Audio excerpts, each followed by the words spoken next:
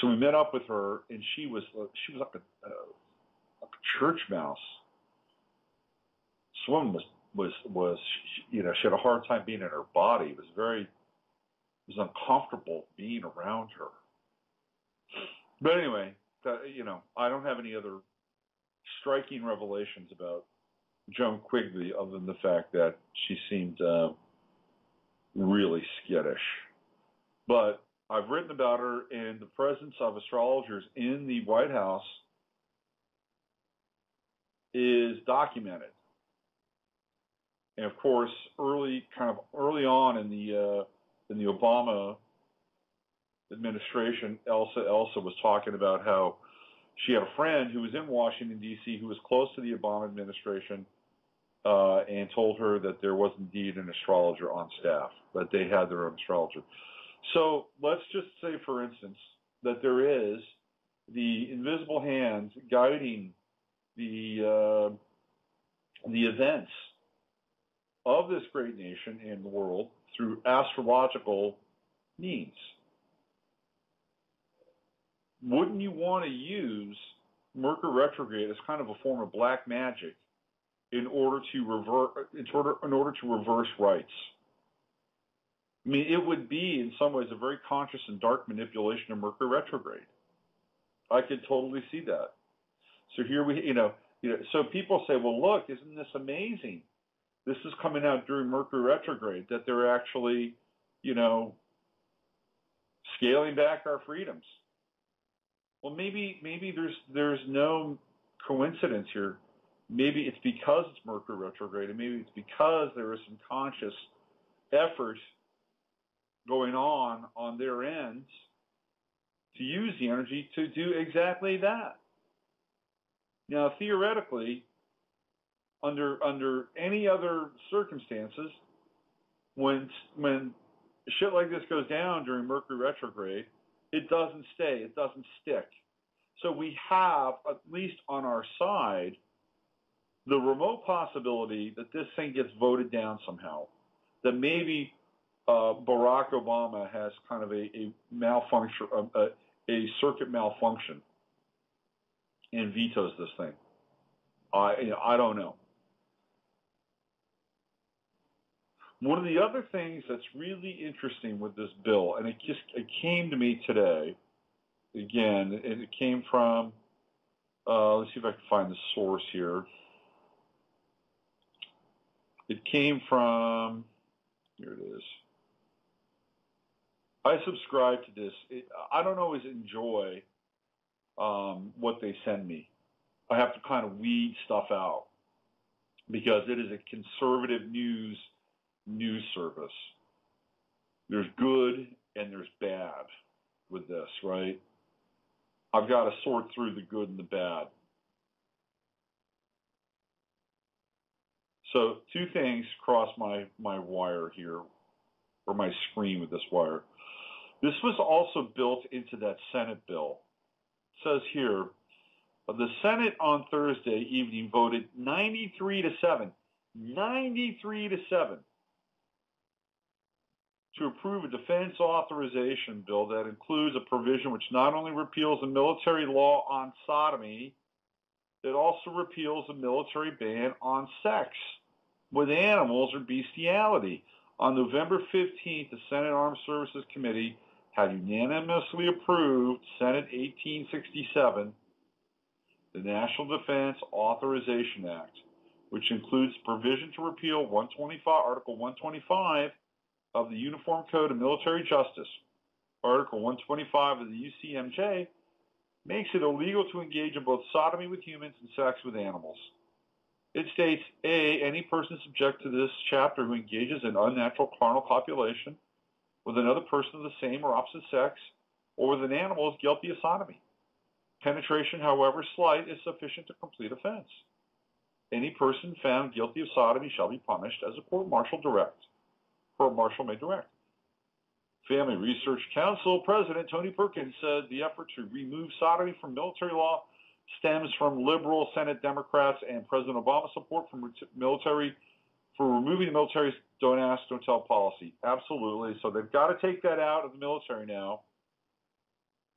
because they are openly courting the right to be gay and operate a firearm in defense of your country. So now that they've cleared the way for that, they've got to clear the way for anal sex. Because you can't have, gay soldiers without anal sex. So now they're legal, right? They're legal. They can legally have anal sex with each other. But not just each other. Now we've opened the floodgates here for sodomy with animals. Well, we can't discriminate against animals because maybe there are animals in the military too. So Perkins said removing the bestiality provision may have been intentional or just collateral damage. The reason I'm bringing this up is because, what is Sagittarius? Sagittarius is related to animals. It is the sign that rules animals. It is, theoretically, it is, it is the centaur. It's half man, half horse, but we almost always associate Sagittarius with the equine, the essence of the equine nature, right? It is the sign of the horse, theoretically. What I find interesting is in Chinese astrology, the sign of the horse is related to Gemini. And the sign of Sagittarius is related to the rat. Put that on for. See, I think that's screwed up. I think the Chinese got that wrong. Can I just say that? The Chinese got that wrong. I think Gemini should be the rat. And the horse should be Sagittarius. Doesn't that make sense to you? And I'm a rat. And I love the story about the rat, and how the rat, with the Buddha and the rat. I love that story. It makes my rattiness, all that more impressive. But maybe I should start a movement to change the Chinese calendar, to switch the rat and the horse. I am a horse rising in Chinese astrology too, by the way. So let's just get that right out there. So anyway, here we are again.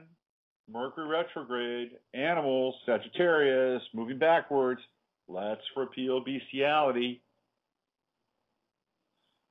I'll tell you another thing that's happened with Mercury Sagittarius retrograde is the Obama administration has now basically declared open season on horses, wild horses. They are going to go after wild horses. Why? So they can begin selling horse meat. Apparently, the horse meat legislation, the horse meat lobby, or the cattle lobby, in conjunction with the horse meat lobby, decided, we don't have enough horse meat in our diet. Let's go out and get some horse meat. Let's go out and kill these wild horses. You know what? They're just taking up space anyway. Well, the horse is the equivalent of the dolphin of the land. The horse is the heartbeat. It is the heartbeat of the land. The horse is the poetic, free spirit of the land.